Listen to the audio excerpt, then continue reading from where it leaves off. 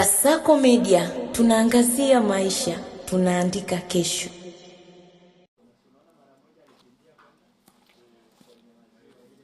Zaidi ya vituo 600 vya mafuta nchini Australia vimeshauza nje aina mbalimbali za mafuta, huku mgogoro wa Mashariki ya Kati ukizidi kukaba usambazaji wa nishati duniani, hali inayoweka shinikizo kubwa kwa wananchi na biashara ndogo ndogo kote nchini.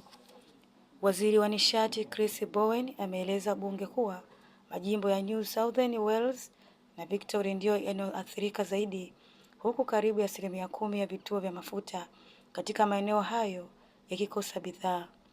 Bowen alisema serikali inafanya kazi kwa ushirikiano wa wauzaji wa rejareja na washirika wa kimataifa ili kupunguza athari za uhaba huo. Tunafuatilia kwa ukaribu hali ya usambazaji na tunashauri wananchi kununua kwa kiasi kinachohitajika ili kuepusha uingizaji wa bidhaa ambazo zinaweza kuzidisha tatizo, alisema Bowen. Hata hivyo, kwa wafanyabiashara wadogo kama John Masterson anayemiliki usafiri wa lori za usafirishaji wa mazao huko Melbourne, uhaba huo umekuwa pigo kubwa. Tayari tunashughulikia na gharama kubwa za maisha. Sasa mafuta yamepanda kwa 30% katika wiki 2 tu. Kama hali haitabadilika, lazima tupandishe bei kwa wateja au tusimamishe magari, alisema Masterson kwa huzuni. Australia inategemea uingizaji zaidi ya 2/3 ya mahitaji yake ya petroli, diesel na mafuta ya ndege, huku Southern Korea, msambazaji mkuu wa nishati nchini humo, ikiwa tayari amepunguza mauzo ya nje kutokana na usumbufu wa usafirishaji katika Strait of Hormuz. Uhaba unatarajia kuendelea kwa angalau wiki kadhaa zijazo.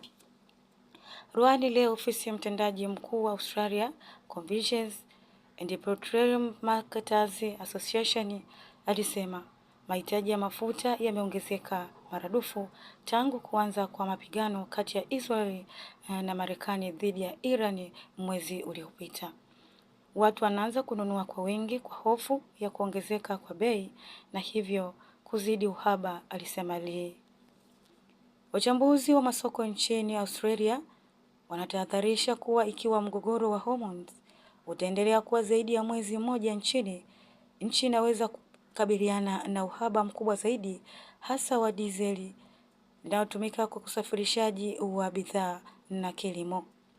Wananchi wamejaribu kuwasiliana na Wizara ya Nishati kwa maelezo zaidi, lakini hawajapata jibu hadi wakati wa uchapishaji. Na hii ni Kasako Update na Adela Thomas.